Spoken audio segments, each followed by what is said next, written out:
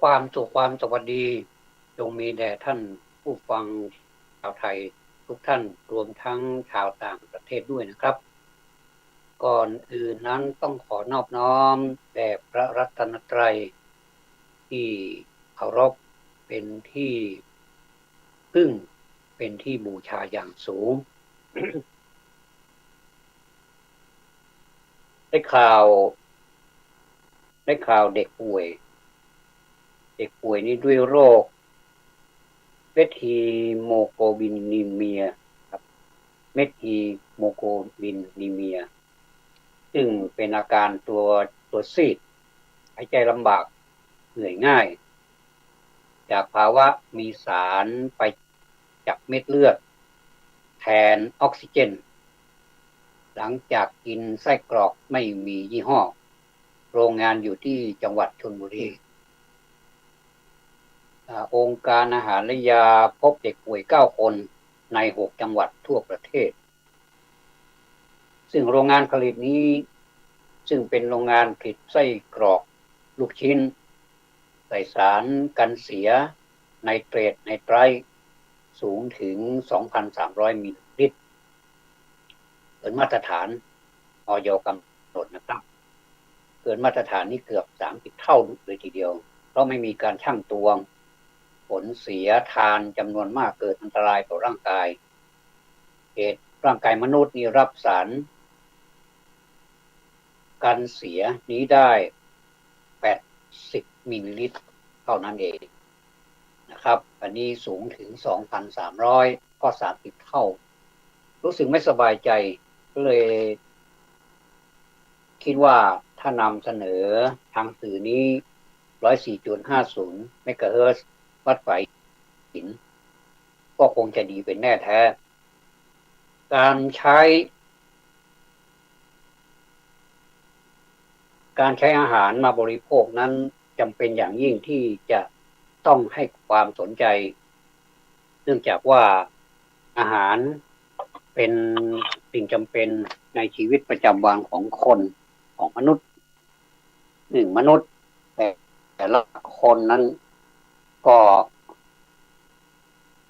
จะแข็งแรงจะเติบโตได้จะเจริญรุ่งเรืองได้ในทางร่างกายก็ต้องอาศัยอาหารนะครับเราอย่ามองข้ามว่ากินอาหารเพียงแต่กินแล้วก็อิ่มแล้วก็ทำงานแค่นั้นมันไม่ได้มันไม่เหมือนอาหารสมัยก่อนนี่เรายังไม่ค่อยสนใจ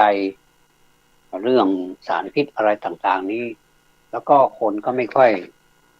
อยเป็นโรคภัยไข้เจ็บอะไรนอกจากโรคอย่างอื่นเสียส่วนมากแต่เดี๋ยวนี้โรคที่ว่านี่โรคต่างๆที่เราไม่เคยได้ยินได้ฟังนี่มันก็มีเกิดขึ้นมากมายเหลือเกินท่านผู้ฟังที่เคารพครับร่างกายของมนุษย์นั้นมันมีอุปสรรคถ้าหากว่าเราไม่กำจัดอุปสรรคเหล่านั้นมันก็ยิ่งทำร้ายนะครับขนาดเราระมัดระวังแล้วมันก็ยังทำให้เราเจ็บไข้ได้ป่วยด้วยสาเหตุต่างๆเราหันมารับประทานอาหารเช่นผักเช่นของที่เราปลูกแล้วก็เราใส่สารเคมีน้อยที่สุดหรือถ้าจะให้ดีที่สุดก็คือไม่ต้องไปให้สารเคมีปนเปกับอาหารที่เราจะบริโภคไม่ว่าเราจะทำบริโภคเองหรือจำหน่ายเพื่อให้คนอื่นบริโภคมันก็ไม่สมควรที่จะใส่ทั้งนั้นไม่ใช่ว่าสิ่งที่เราจะเอาไปขายนั้นให้มันสวยงามแล้วก็ให้ได้น้ำหนักได้ราคาแต่เราลืมคิดไปว่าสิ่งเหล่านี้ฆ่ามนุษย์ด้วยกันนะครับเรามาทำดีกว่านะครับทำดีกว่าขอพรท่านเจ้าคุณนรรัตน์ราชมนิต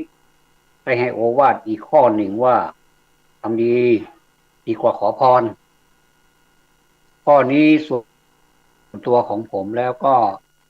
มีความภูมิใจมีความดีใจและก็ประทับใจในคำว่าทำดีดีกว่าขอพรเพราะว่าเราคิดว่าการขอพรนั้นคงจะเสร็จสับเรียบร้อยถ้าขอไปแล้วมันก็ได้มันเป็นอย่างที่คิดจะมีสักกี่คนที่ขอพรไปแล้วมันได้บางทีมันไม่ใช่นะครับด้วยเหตุด้วยผลถ้าเราขอพรแล้วเราไม่ทำความดีก็หาได้มีประโยชน์ไม่ต้องทำดีด้วยการขอพรนั้นก็เป็นสิ่งจันลงใจเป็นสิ่งที่ทำให้เราเกิดกำลังใจจงเลือกทำแต่กรรมที่ดีนะท่านเจ้าคุณท่านบอกว่าอย่างนี้ท่านเจ้าคุณนรรัตน์นะครับท่านเจ้าคุณนรรัตน์ราชมณิตจงเลือกทำแต่กรรมที่ดีนะเตือนให้เตรียมตัวไว้ดำเนินชีวิตต่อไปเป็นตัวแทนคำอวยพรอย่างสูงสุดประกอบด้วยเหตุด้วยผลนะครับ เมื่อทำกรรมดีแล้วไม่ให้พรก็ต้องดีอยู่ดีอ่ะ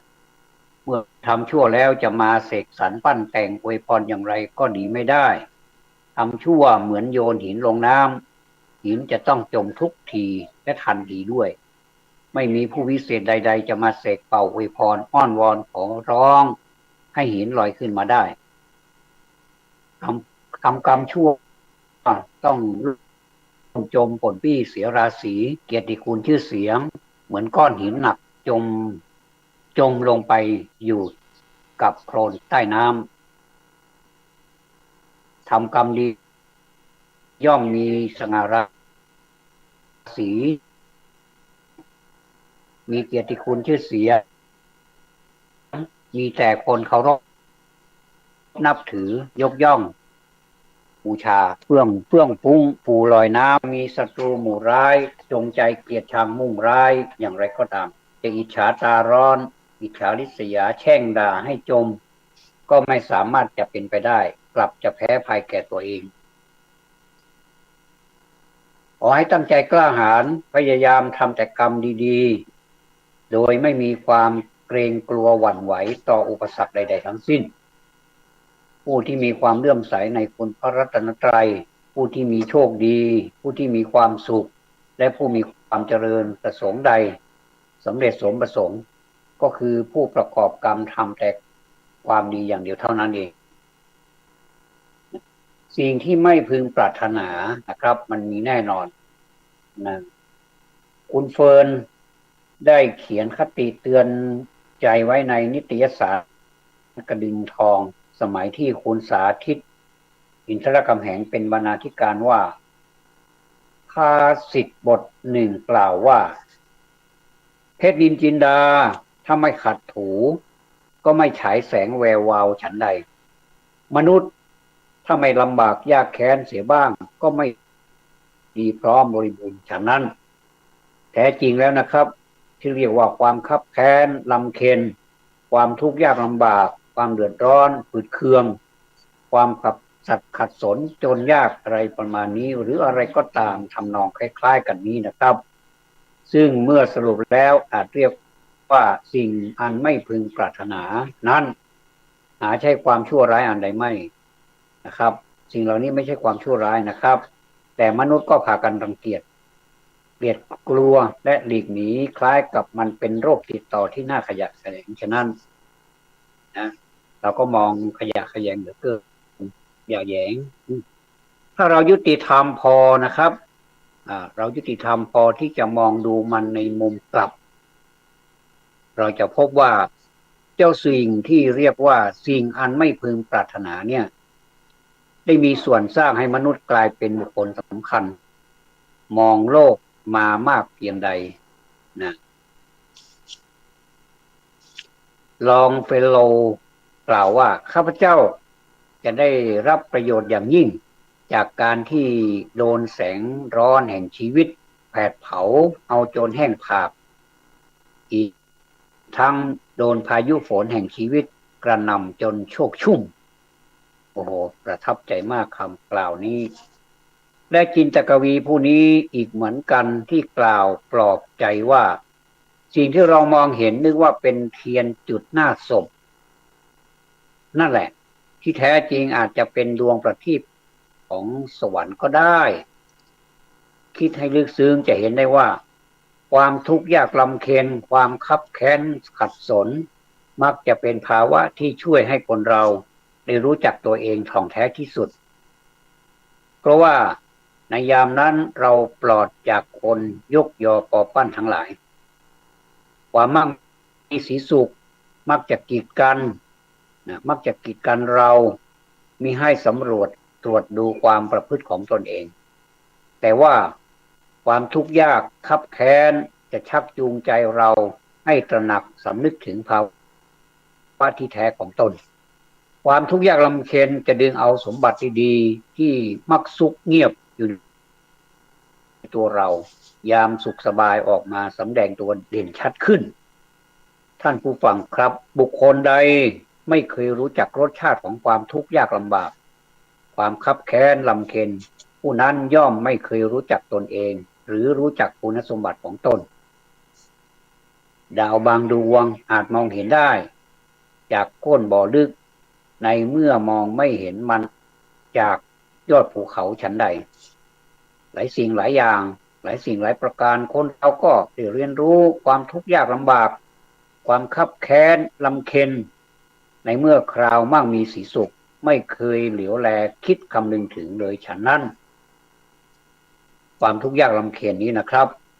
เป็นอาคันตุกะอาคันตุกะก็คือเป็นผู้มาเยือนผู้นำประโยชน์สุขมาสู่เราอย่างยิ่งนะความทุกข์ยากนี้นะเป็นอาคันตุกะผู้นำประโยชน์สุขมาสู่เราอย่างยิ่งเป็นครูบาอาจารย์ผู้เข้มงวดกวดขันต่อศิษย์ไม่มีคำว่ายกเว้นวินัยคือวินัยเรียนคือเรียนเล่นคือเล่น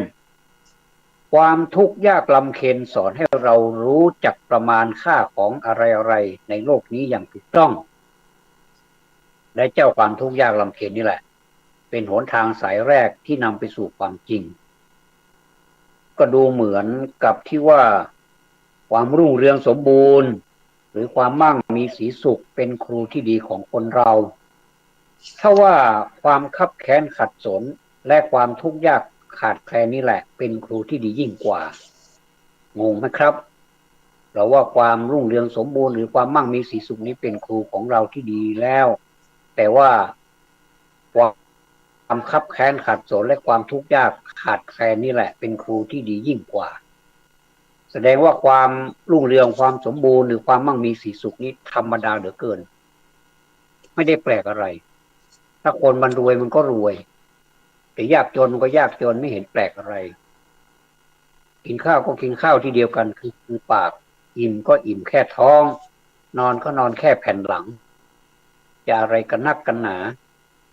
เพราะว่า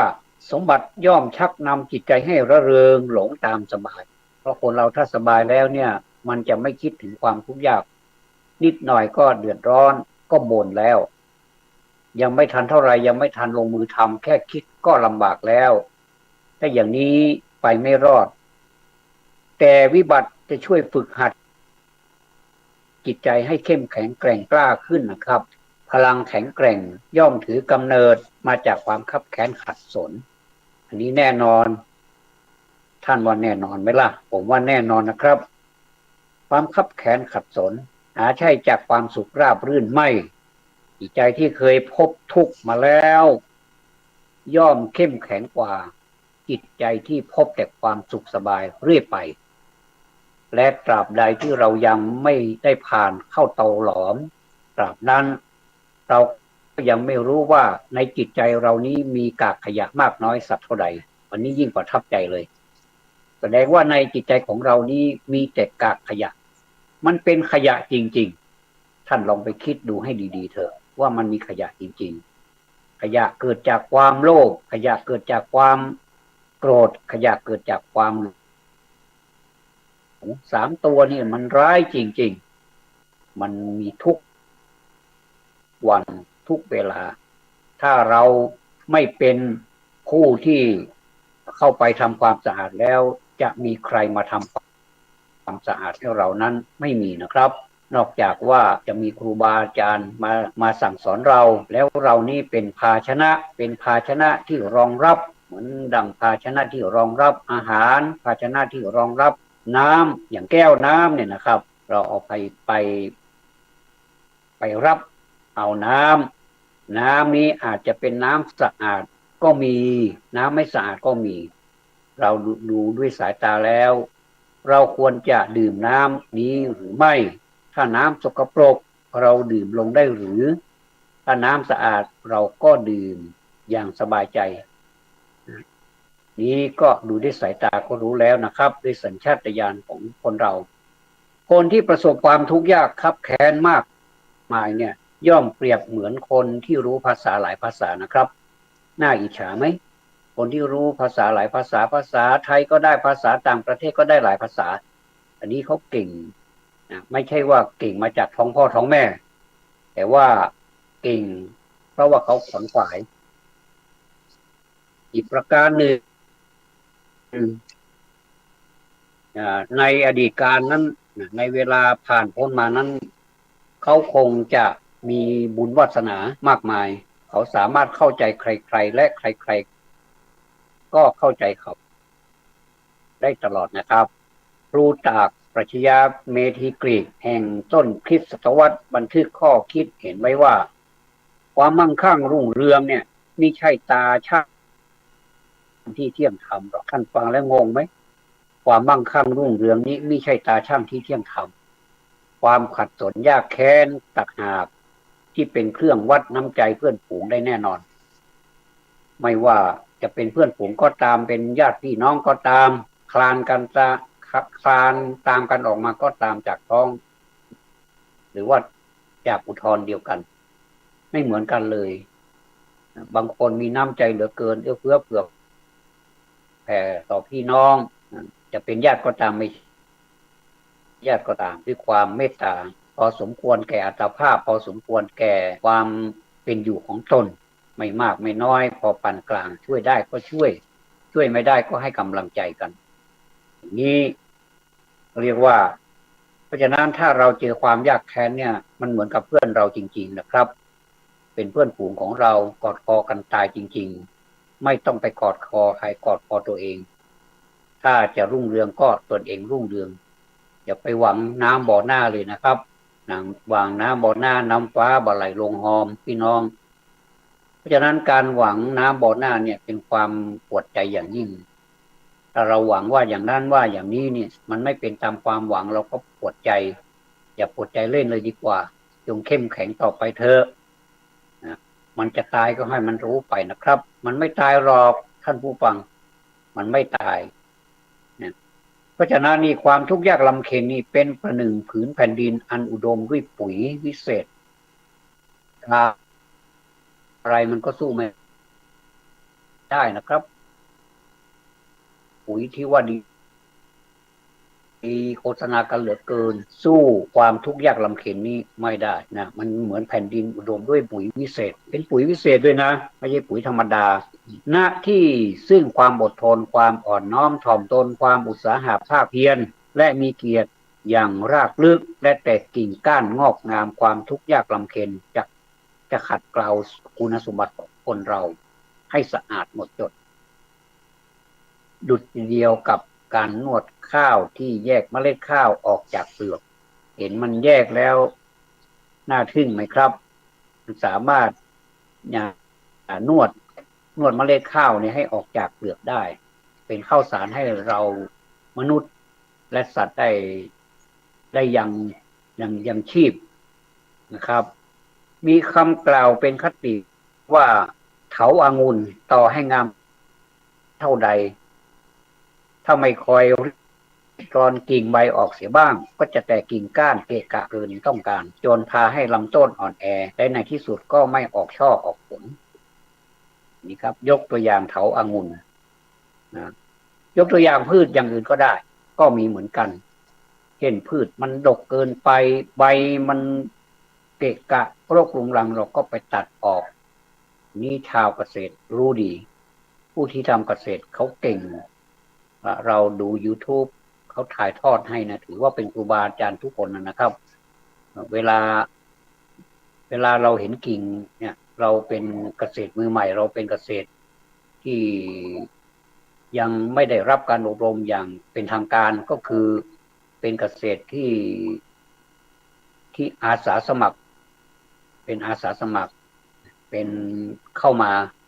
นะเพื่อทำการเกษตรด้วยมือของตนเองทำผิดบ้างถูกบ้างส่วนมากจะผิดซะส่วนใหญ่แต่ว่าพืชผลมันก็งอกออกมามันก็ทำให้เราได้เอาใช้เอามารับประทานแล้วก็ก็แบ่งให้เพื่อนบ้านให้ญาติพี่น้องใครจะทานก็บอกมาหรือว่าเอาไปให้เขาเลยถ้าเหลือจากนั้นพอที่จะขายเป็นเงินเป็นทองบ้างเราก็นำมาขายได้สตางค์นิดๆหน่อยๆเราก็ภูมิใจนะครับผมภูมิใจส่วนตัวครั้งแรกที่ผมปลูกผักกาดนี่คงจะไม่เหมือนกับชาวสวนคนอื่นๆผักกาดนี่ผมเอาหวานแล้วมันออกกันเยอะแยะเหลือเกินมันติดกันเป็นพืชเลยนะครับผมก็เลยมีความคิดว่าก็ขึ้นแปลงไว้ก็ขึ้นยกร่องแปลงไว้2 แปลงก็นำผักกาดที่มันออกเป็นพืชนั่นแหละเอาไปเป็นคล้ายๆเป็นกอนะครับไม่ได้แยกเป็นต้นนะครับไปคือ4-5 ต้นนี่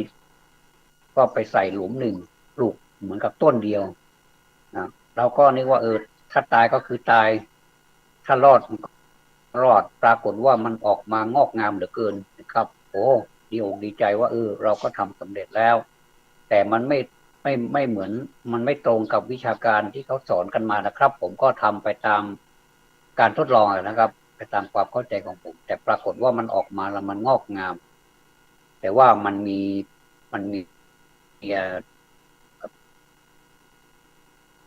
อะไรแมลงอย่างหนึ่งที่เขาเรียกว่าหัดดินนะครับมันชอบกินผักกาดมันก็เลยทำลายผักกาดผมก็เลยถอนมาขายหมดเลยเอามาปรุงเป็นอาหารจอผักกาดก็อร่อยเอามาแกง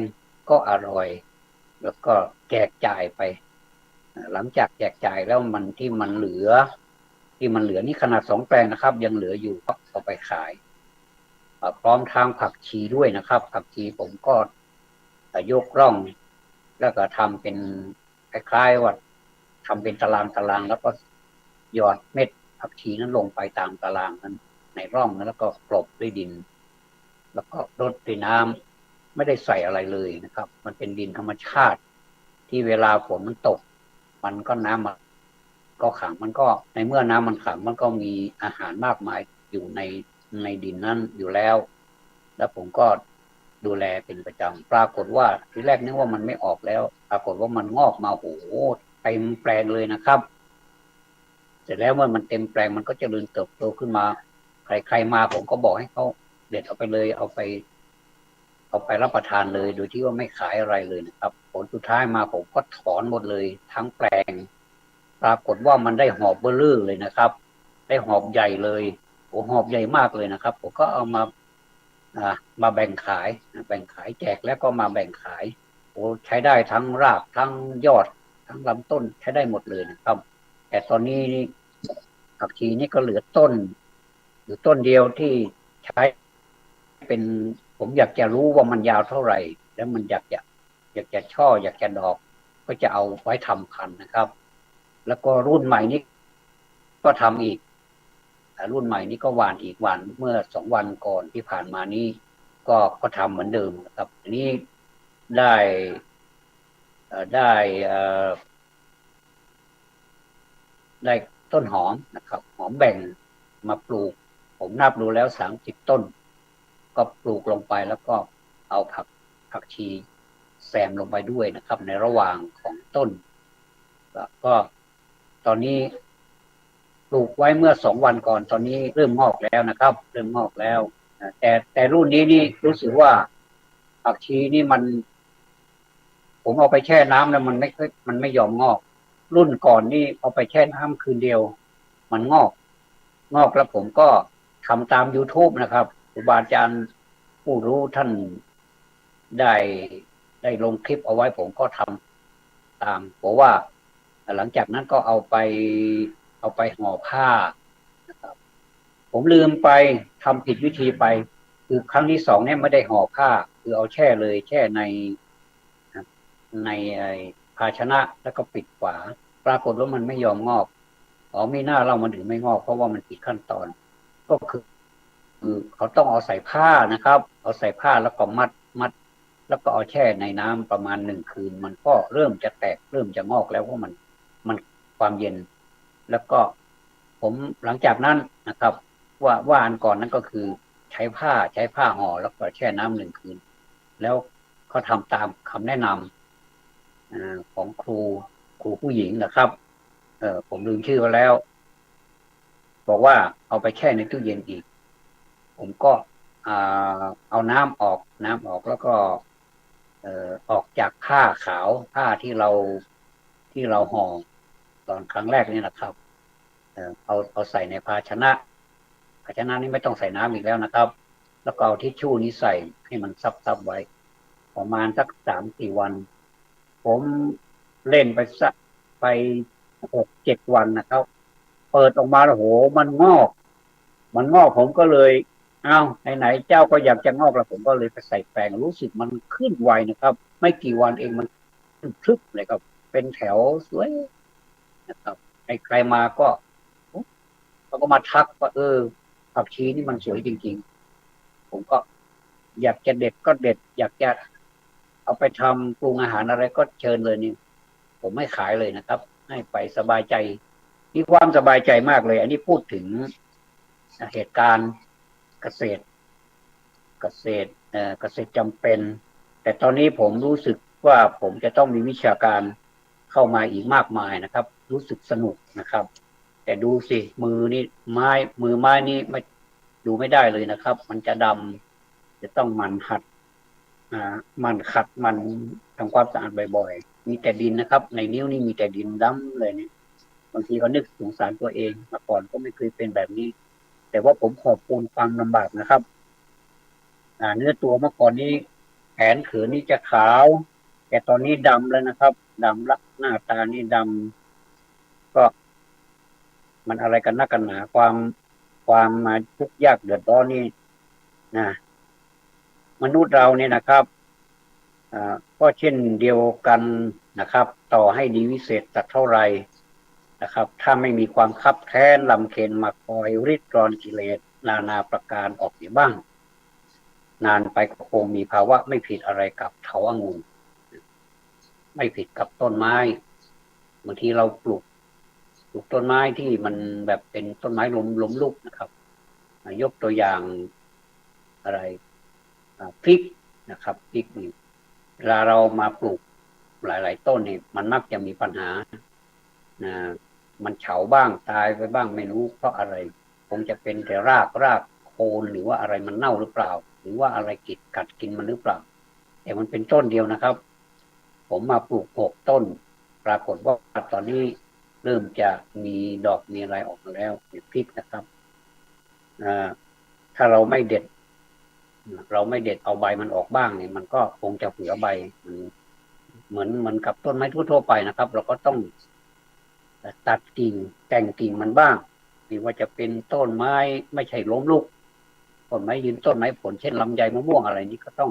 แต่งกิ่งมันบ้างเนี่ยมันแตกมาแล้วมันก็จะช่อมันก็จะมีผ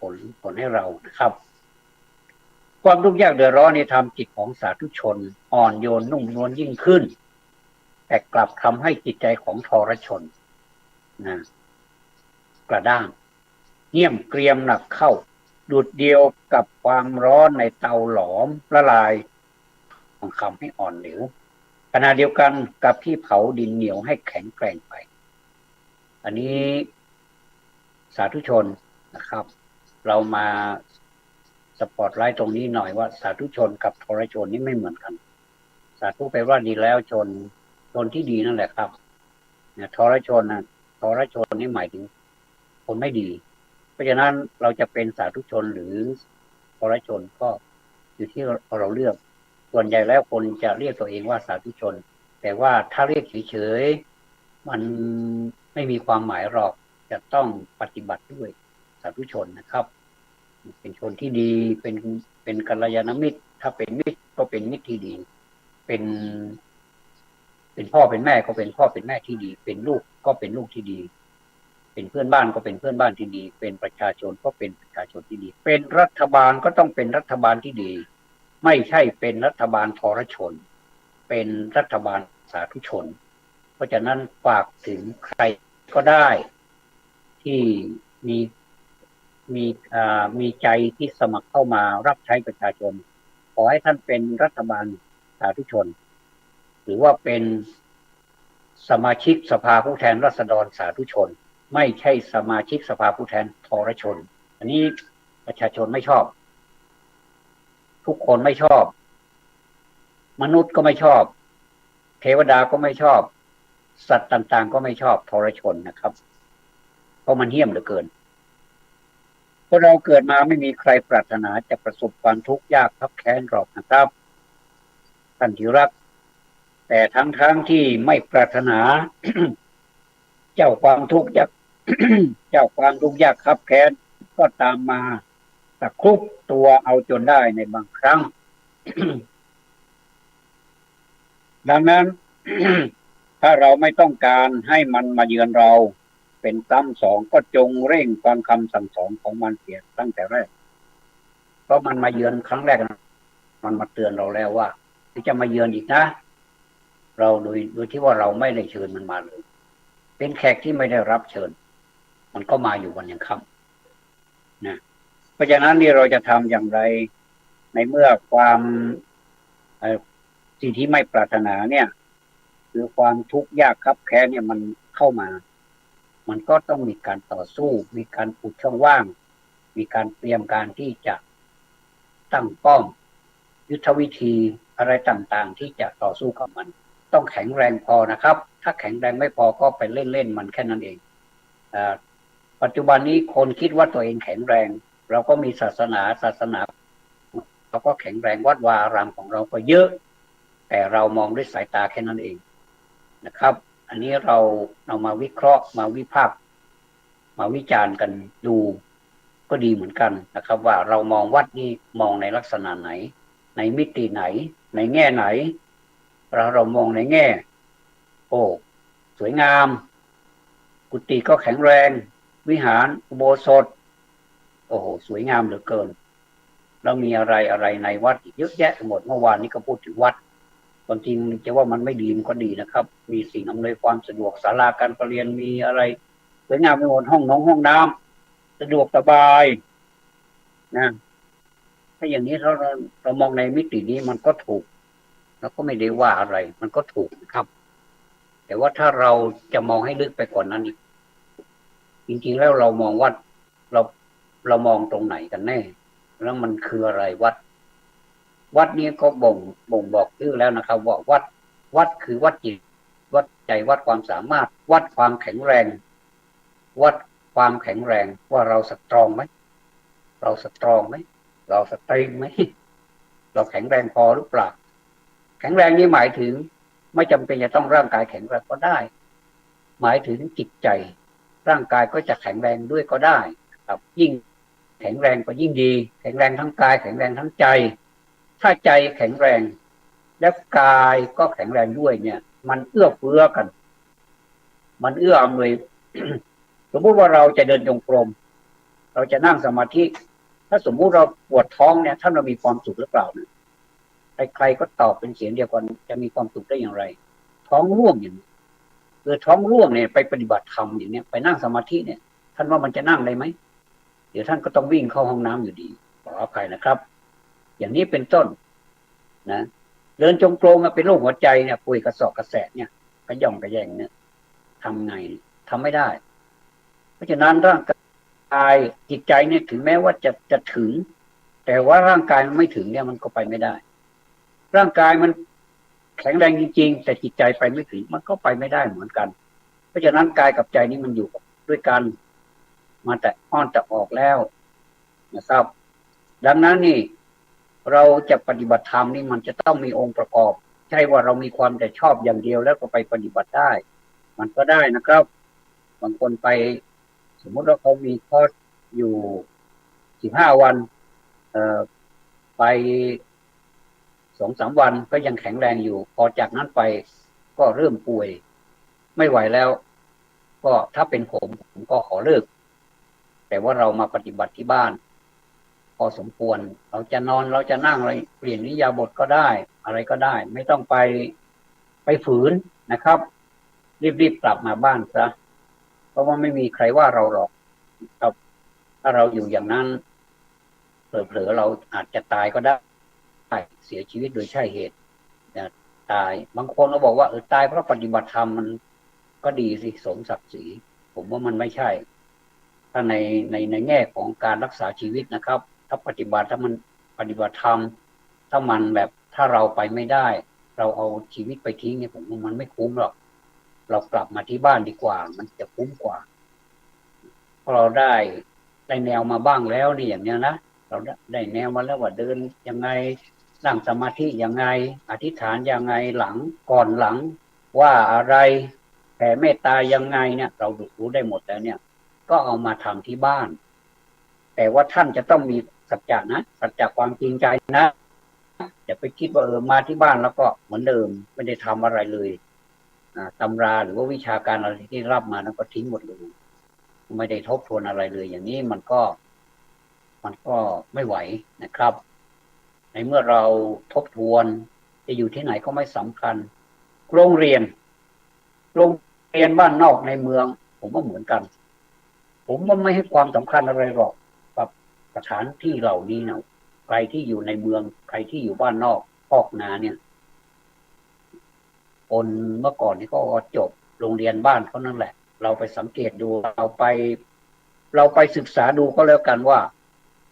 คนที่เขามีหน้าที่มีการงานมียศถาบรรดาศักดิ์ส่วนมากจะจบจากโรงเรียนบ้านมาทั้งนั้นสมมติว่าผมเป็นคนชัยประการผมจบที่โรงเรียนบ้านห้วยไผ่ฟังชื่อมันสิครับมันเป็นโรงเรียนในเมืองเมื่อไหร่มันไกลเกินจากชัยประการมาเชียงใหม่นี่มันหลายร้อยกิโลเพราะฉะนั้นเนี่ยเมื่อก่อนนี้เรียกอำเภอฝางผมก็จบที่นั่นนะครับแล้วก็บุคคลสำคัญต่างๆไม่ว่าจะเป็นบุคคลที่ทำงานการเมืองเป็นข้าราชการอะไรส่วนมากเราไปศึกษาดูนะครับเขาจะจบท่านเหล่านั้นก็จะจบโรงเรียนที่บ้านเกิดของท่านนะครับท่านศาสตราจารย์เกียรติคุณแสงจันทร์งามท่านก็จบโรงเรียนที่บ้าน แล้วทำไมท่านถึงได้เก่งมากมายแล้วเป็นคนที่แต่งหนังสือเก่งอ่านแล้วมีความสนุกสนานมีความแบบเบิกบานใจแล้วสอดแทรกคติธรรมไปในนั้นเลยโดยที่ว่าคนไม่รู้สึกตัวเลยครับท่านแต่งหนังสือมีอะไรบ้างล่ะยกตัวอย่างเอามาเรื่องเดียวก็แล้วกันอย่างเช่นลีลาวดีเนี่ยมีหลายภาคด้วยกันท่านไปอ่านดูสิมีความสนุกเหลือเกินอันนี้อาจารย์แสงศาสตราจารย์เกียรติคุณแสงจันทร์งามอันนี้ก็เป็นอาจารย์ของท่านหนึ่งนะครับผมเคารพนับถือท่านอันนี้ก็จบที่บ้านแล้วก็ชีวิตก็เป็นไปตามกฎเกณฑ์ของกรรมท่านก็ได้เข้าไปเรียนในกรุงเทพก็เสร็จแล้วก็ เข้าไปบวชแล้วก็ไปเรียนแล้วก็ได้มหาปรริญญานะครับมหาปรริญญาแล้วก็จบนักธรรมจบนักธรรมชั้นเอกแล้วก็เรียนปริญญาก็ได้ในที่สุดมาก็ได้รับเกียรติคุณที่สูงก็คือเป็นศาสตราจารย์เกียรติคุณจนถึงวาระสุดท้ายท่านจากไปแต่ว่าผลงานความดีของท่านก็ยังอยู่ชื่อเสียงอะไรต่างๆของท่านก็ยังอยู่มูลนิธิก็ยังมีอยู่นะครับท่านใดสนใจที่จะไปร่วมกับมูลนิธิของอาจารย์แสงจันทร์งามเนี่ยก็เสิร์ชเข้าไปดูนะครับว่าบริจาคได้ที่ไหนเพราะว่าดอกผลก็เอามาใช้ในกิจกรรมที่เป็นประโยชน์มากๆเลยนะครับ อันนี้แหละนะครับท่านที่รักทั้งหลายผมพูดถึงความทุกข์ยากลำเค็ญนี่มันมาเยือนเรานะครับไม่ใช่ทำให้เราโทมนัสเศร้าโศกแต่ทำให้เราคอยมีสติยับยั้งมิใช่เพื่อให้เราเจ็บช้ำน้ำใจแต่เพื่อให้เราฉลาดขึ้นมิใช่เพื่อให้เรากลัดกลุ้มท้อแท้แต่ให้เราชุ่มชื้นขึ้นดุจราตรีอันมืดมิดให้ความฉ่ำขึ้นแก่ที่ว่าก็คือกลางวันครับก็คือกลางคืนที่ว่าก็มาเยือนแล้วบอกว่ามืดในราตรีก็ไฟมิใช่เพื่อให้เราสิ้นเนื้อประดาตัว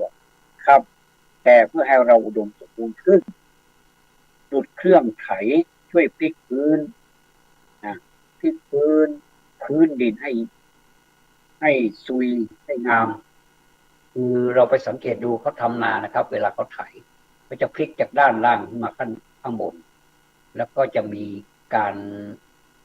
ทำไปทำมาแล้วก็ทำให้ดินร่วนซุยเหมาะแก่การหว่านไถนั่นมาจากการหว่านแล้วก็ปลูกข้าวผมเห็นจะแต่เล็กๆแล้วนะครับแต่เป็นที่ไถนั่นเองเยอะแยะไปหมดเลยครับสมัยก่อนนี้หากินไม่ยากเลยขอให้มีข้าวขอให้มีข้าวเถอะอย่างอื่นเนี่ยหากินได้ตามรอบๆบ้านนั่นแหละนะครับรู้ว่าบ้านก็มีผักขึ้นอยู่ผักตำลึงผักอะไรสารพัดปลูกเอาบ้างปลูกผักกาดปลูกผักชีปลูกอะไรที่มันอยู่ในบ้านบริเวณบ้านนะครับแล้วก็ทำให้เนี่ยพูดถึงการไถช่วยพลิกพื้นดินให้ซุยให้งามจงระลึกว่าทะเลเรียบไม่เคยสร้างนักเดินเรือผู้เชี่ยวชาญสามารถได้ทะเลถ้ามันเรียบนะครับไม่มีทางหรอกคนนักเดินทางนี้จะไม่ชำนาญเลยเพราะว่ามันไม่มีคลื่นนะไม่มีคลื่นก็แสดงว่าไม่มีความสามารถฉันใดความเจริญรุ่งเรืองอันราบรื่นก็ไม่ก่อให้เกิดประโยชน์และความสุขได้แท้จริงฉะนั้นนะครับพายุแห่งความลำบากยากแค้นช่วยเร่งเร้าคุณสมบัติของนายนาวาให้ตื่นตัวตื่นเต้นอยู่ตลอดและปลุกปั่นความกล้าหาญเราต้องกล้าหาญความอุตสาหะความรอบคอบความชำนิชำนาญและความอดทนของเขาให้เข้มแข็งยิ่งขึ้นคนเรานะครับจะมองเห็นที่พึ่งได้ก็ต่อเมื่อมีทุกข์หรืออีกนัยหนึ่งความทุกข์ยากลำบากนั่นแหละชี้ช่องให้เราเห็นที่พึ่งอย่างที่ผมว่าอย่าไปหวังน้ำบ่อหน้าเลยนะครับเราเห็นที่พึ่งดูดังที่ใครคนหนึ่งเขากล่าวเปรียบเทียบไว้ว่าที่พึ่งของเราเปรียบเหมือนรวงรังของนกในฤดูร้อนต้นไม้ใบหญ้าผลิดอกออกช่อสะพรั่งรังนกก็ซ่อนเร้นอยู่ท่ามกลางสุมทุมพุ่มพลึกแต่ในฤดูหนาวใบไม้ร่วงหล่นรังนกก็แลเห็นเด่นชัดอยู่ท่ามกลางกิ่งก้านอันโกรนเกรนเราสังเกตดูนะครับมันเป็นอย่างนั้นจริงๆดังนั้นเมื่อเราประสบสิ่งอันไม่พึงปรารถนาดังที่ว่ามานี้นะครับจะมากก็ดีจะหนักเพียงใดก็ตามจงอย่าท้อแท้สิ้นหวังและพายุร้ายหรือมรสุมคงไม่พัดกระหน่ำอยู่ชั่วนาตาปีมันคงจะหยุดละมั้งความมืดของราตรีคงไม่ครอบคลุมอยู่ตลอด24ชั่วโมงเป็นแน่แท้มันจะมีแต่ความมืดหรือมันก็มีความสว่างไว้คือสลับกันไป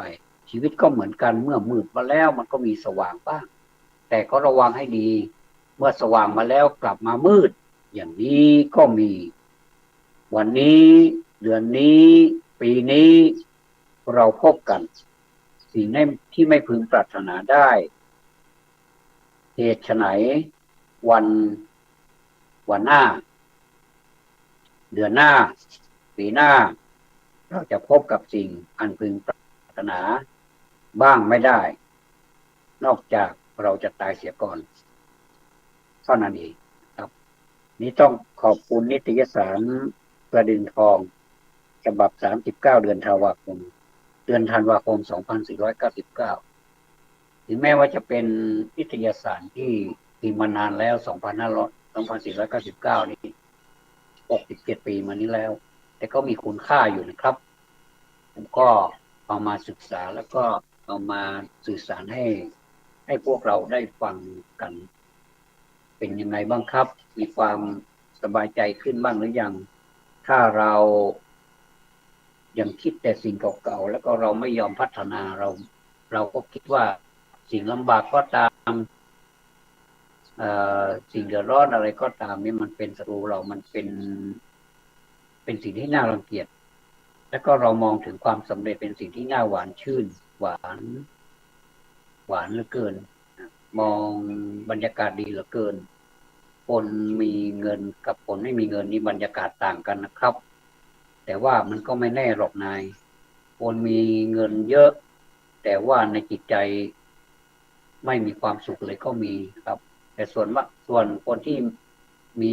ไม่มีเงินครับพอมีอยู่มีกินเป็นหนี้หน่อยๆหรือว่าเป็นหนี้ก็ค่อนข้างที่จะมากหน่อยแต่ว่าก็อยู่ได้ด้วยอะไรครับก็ถามใจตัวเองว่าเราอยู่ได้ด้วยอะไรทั้งที่เราเหมือนกับคนที่ไม่มีอะไรแล้วไม่มีที่พึ่งเราจะพึ่งใครหายากเกินก็เลยนึกถึงภาษิตบทหนึ่งว่าอัตตาหิอัตโนนาโถแปลเป็นความว่าตนแลเป็นที่พึ่งของตนก็ใจก็ชื้นขึ้นแล้วก็มีพลังขึ้นเข้มแข็งขึ้นส่วนตัวของผมตอนนี้ก็ศึกษาเรื่องเกี่ยวกับสมาธินะครับก็คิดว่ามันน่าจะเป็นประโยชน์แล้วก็มาฝึกที่บ้านก็รู้สึกว่ามันมีความคิดอะไรใหม่ๆเกิดขึ้นจากที่เรามีความคิดไม่มากมายความคิดก็ตื้นๆเหมือนเราทำอะไรตื้นๆขุดหลุมก็ขุดตื้นๆเวลาจะฝังเสาขุดหลุมตื้นมันก็ไม่ทนมันก็โยกไปเยกมาโยกเยกไปโยกเยกมามันก็ไม่ได้นะครับก็ต้องขุดหลุมฝังเสามันก็ต้องลึกหน่อยแล้วก็ถมแล้วก็ทำให้มันแข็งแรงเหมือนกับการปลูกต้นไม้ถ้าเราขุดหลุมนิดเดียวมันเวลามันโตแล้วมันรากมันก็เขือนเดี๋ยวมันก็ล้มง่ายเหมือนกับต้นไม้ที่เราไปทาบกิ่งมาไปมันไม่มีรากแก้วเอามาปลูกยิ่งปลูกตื้นมันก็ยิ่งล้มง่ายเวลาลมมานี่ครับลมประจำปีมันมาทุกปีแหละมันก็มีลมถ้ามันเวลามันจะต้านลมเนี่ยมันต้านไม่ได้เพราะวันรากมันไม่ยึดมันไม่มีรากแก้วมีแต่รากฝอยหากินเก่งรากฝอยแต่ว่าความทนของรากมันไม่มีมันก็ล้มเป็นธรรมดาบางทีถ้ามันไม่ล้มกิ่งก้านอะไรมันก็หักก็เห็นมากมายเลยนะครับปีนี้ลมแรงไม่ว่าจะเป็นบ้านเรือนไม่ว่าจะเป็นโรงเรียนสถานที่โอ้หลายที่นะครับเห็นแล้วเขาถ่ายมาให้ดูส่งไลน์มาให้ดูก็น่ากลัวมันเอากิ่งเอาเลยคือมันผ่ากลางต้นไม้เลยนะครับอันนั้นก็เมื่อเป็นอย่างนั้นมันก็หมดอายุของมันเพราะมันแก่แล้วเพราะมันปลูกมานานต้นไม้บางต้นน่ะขนาดเราเกิดมาเราก็เห็นมันโตแล้วก็แสดงว่ามันเกิดก่อนเราไม่รู้ไม่รู้กี่ปีแล้วครับอาจจะเป็นรุ่นปู่ย่าตายายหรือว่าพ่อแม่เราก็ไม่รู้นะครับแล้วก็เพิ่งมาหักว่ามันก็หมดอายุมัน100 กว่าปีแล้วมันก็หมดอายุเช่นคนเราเหมือนกันนะครับอยู่ดีๆเมื่อมีอายุแล้วมันก็จะกลับมันก็จะกลับที่เดิมเหมือนกันแต่ว่าหลายๆคนก็ยังไม่ทันเท่าแก่เลยก็ไปเสียแล้วนี้ก็มีหลากหลายอย่างนะครับก็ เรื่องของการรักษาสุขภาพนี่มันก็คือลักษณะตัวใครตัวมันการปฏิบัติธรรมก็เหมือนกันก็เป็นแบบตัวใครตัวมันเหมือนกันเพราะว่าเราเรามีอย่างเดียวเท่านั้นที่จะไปช่วยคือช่วยเตือนเขาช่วยให้สติเขาเนี่ยมีได้อย่างครูบาอาจารย์นี่มาสอนให้เราเนี่ยจะหวังให้เรานี่เป็นอย่างที่ท่านเป็นเนี่ยมันเป็นไปไม่ได้ถ้าเราไม่สนใจหรือว่าไปเพื่อแฟชั่นเท่านั้นเองเนี่ยไปเรียนก็เรียนแบบแฟชั่นก็ไม่ได้สนใจอะไรเรียนกลับมาแล้วก็เอามาทิ้งไม่ได้ค้นคว้าไม่ได้ทบทวนอะไรเลยนี่มันก็เสียประโยชน์ผมว่าเสียเวลาเปล่าๆเอาเวลานี้ไปปลูกผักไปทำเงินดีกว่านะครับแต่ว่าถ้าเราทำจริงๆแล้วไม่ว่าจะอยู่ที่ไหนความยากลำบากอะไรนี่มันก็สบายมากตอนนี้ผมเป็นเหมือนหมูไม่กลัวน้ำร้อนนะครับคือยังไงก็ได้ไม่เป็นไรหรอกนะเราก็ไม่ใช่หญิงแต่เราก็เป็นเราเหมือนเดิมความอ่อนน้อมอะไรกับความคำพูดอะไรต่างๆผมก็พูดแบบนี้มาตั้งนานแล้วนะครับใครจะมาดัดมาหัดนิสัยไม่ให้พูดอย่างนี้ผมก็คงไม่ได้แต่ว่าผมพูดจากความจริงใจจริงๆไม่ได้ปั้นคำนะครับผมพูดไปตรงๆอย่างเช่นยกตัวอย่างมีคำหนึ่งที่บอกว่าสัตว์ชนกับทรชนอันนั้นมันจริงๆนะครับถ้าในประเทศมีแต่ทรชนนะครับผมว่าอย่าอยู่เลยในประเทศนี้ถ้าเรามีตังค์เราไปอยู่ประเทศใหม่ดีกว่าเอาจริงๆนี่ขนาดผมไม่มีตังค์ผมยังปราโลกเลยว่าประเทศไทยเราเนี่ยมันชักจะมันยังไงมันชักจะไม่ดีจริงๆมันไม่ดีมาเป็นช่วงเป็นช่วงแล้วนะครับดีก็มีดีก็มีเยอะไม่ใช่ว่าไม่ดีนะครับแต่ผมก็คิดบวกนะครับว่ามันไม่ดีวันเนี้ยเดี๋ยวมันก็ดีเองแต่ผมไม่ได้นึกผมไม่ได้คิดนะครับเหมือนบางคนคิดว่าจะมีเทวดาขี่ม้าขาวมาช่วยเราเนี่ยผมไม่คิดเลยผมว่าถ้าจะเป็นคนก็เป็นคนจริงๆคนตัวเป็นๆนี่แหละที่มาช่วยเราไม่ใช่ลักษณะช่วยนะครับไปที่ช่วยแล้วก็ไปแล้วก็มีอะไรแอบแฝงมีผลประโยชน์อะไรแอบแฝงมากมายถึงได้มาช่วยอย่างเนี้ยผมว่าไม่จริงไม่ใช่คนจริงแต่ถ้ามาช่วยเนี่ยแม้แต่ชีวิตก็ไม่ได้คิดเลยอย่างเนี้ยอันนี้เขาเรียกว่าช่วยเพื่อมหาชนจริงๆเพราะฉะนั้นนี่14พฤษภานี่นะครับ14พฤษภาสำหรับเราเลือกตั้งปกติเนี่ยเราก็ไปกากบาทกกตก็ประกาศออกมาแล้วว่าวันที่14พฤษภาคมไปหย่อนบัตรช่วยกันนะไปช่วยกาอะไรเป็นอะไรเราก็ได้รู้แล้วเราก็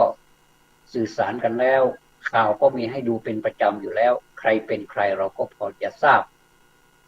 ก็ช่วยกันไปเลือกคนที่เราคิดว่าเขาพอช่วยเราได้บางทีก็ช่วยได้มากๆด้วยนะครับบางทีถ้าไม่ได้ช่วยเราเป็นส่วนตัวอย่างเนี้ยไม่ได้ช่วยเราเป็นส่วนตัวหรอกแต่ว่าโดยส่วนรวมโดยองค์ขาพยพหรือว่าช่วยกันเป็นมหาชนถ้าอย่างนี้เราพอใจอยู่แต่ถ้ามาทำลายเราเนี่ยแม้แต่คนเดียวเนี่ยมันเราไม่มีความสุขเราไม่แฮปปี้หรอกจริงๆเราไม่แฮปปี้หรอกในการกระทำของท่านที่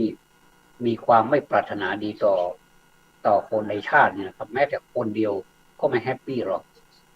แต่ว่าถ้าใครทำดีแม้แต่คนเดียวเราก็แฮปปี้เราก็มีความสุขนะครับเพราะเราก็คือมนุษย์เหมือนกันถึงจะยากดีมีจนขัดสนอะไรก็ตามแต่เขาก็เป็นมนุษย์อยู่คนหนึ่งเขาก็เป็นมนุษย์มีชีวิตอยู่ในบนโลกนี้มีสิทธิ์มีเสรีและก็เป็นเสรีภาพด้วยอย่าไปจำกัดสิทธิ์ว่าคนนั้นเป็นอย่างนี้คนนี้เป็นอย่างนั้นไม่ได้ผมว่าต้องให้สิทธิ์ที่คนอื่นเหมือนกันแต่ตอนนี้ท่านมองแล้วเห็นท่านมองเห็นแล้วใช่ไหมคนยากจนก็มีก็เหมือนกับทองคำใช่ไหมพวกเราช่วยกันผลทองคำนี้ไปผมคนหนึ่งก็เป็นทองคำแท่งหนึ่งและอีกหลายคนที่เป็นเนี่ยก็เป็นของมีค่าทั้งนั้นที่ทุกคนอยากได้ อย่าได้ไปเป็นของตัวก็เชิญนะครับเชิญไปกากบาทท่านจะเลือกใครนั้นอยู่ที่วิจารณญาณหรือการพิจารณาดูตามความเป็นจริงของท่านอย่าตามกระแสไปนะครับถ้ากระแสนี่มันบางทีอาจจะเป็นกระสุนมาทิ่มแทงเรามายิงตัวเราให้ตายไปอย่างที่เป็นอยู่ในหลายๆสถานการณ์นะเป็นกระแสเราก็เชื่อกันโอ้เยอะเหลือเกินแล้วก็กลายเป็นกระสุนนะครับแล้วมันเข้ามากันโชคเราโอ้หลายอย่างเหลือเกินเจ็บปวดมากนะครับสิ่งเหล่านี้ที่ผมพูดนี้มันไม่ได้เกี่ยวกับที่ผมพูดมาเนี่ยครับว่าความทุกข์ยากคับแค้นมากมายเนี่ยย่อมเปรียบเหมือนคนรู้ภาษาหลายภาษาไม่ใช่ไม่เกี่ยวกันนะครับอันนี้ต้องคนดีจริงๆนะครับความคับแค้นอะไรนี่มันไม่ได้เกี่ยวกับนี่นะเกี่ยวกับตัวเราเนี่ยเราคับแค้นเราเป็นคนทุกข์ยากตัวเราเองนี่นะไม่ได้เกี่ยวผู้ปกครองเรานะอย่าไปว่าผู้ปกครองเราไม่ดีอย่างไรเราก็ทนไปอย่างนั้นไม่ได้อันนี้เรามีสิทธิ์ที่จะว่าได้แล้วก็เรามีสิทธิ์ที่จะไม่เลือกได้นี่เหมือนกันนะครับผมก็มาช่วยพวกเราพิจารณาก็แล้วกันพูดไปพูดมาเวลาใกล้จะหมดเสียแล้วเวลานี่มันมีความสำคัญเหลือเกิน24ชั่วโมงนะครับ24ชั่วโมงกลางวันกลางคืนเอามารวมกันเป็น24ชั่วโมงกลางวัน12ชั่วโมงกลางคืน12ชั่วโมงใช่ไหมกลางคืน12ชั่วโมงกลางวัน12ชั่วโมงก็เป็น24ชั่วโมงหมดไปแล้วหมดไป1ชั่วโมงแล้วก็เหมือนกับถ้าเราไม่มีสาระอะไรมันก็อยู่กับสิ่งที่ไร้สาระแต่ถ้ามันเป็นสาระบ้างผมขอมอบด้วยความจริงใจนะครับก็ขอให้ทุกท่านมีกำลังใจที่ผมพูดมานี้พูดจากความจริงใจกราบขอบพระคุณครับขอความสุขความสวัสดีจงมีแด่ท่านผู้ฟังทุกท่าน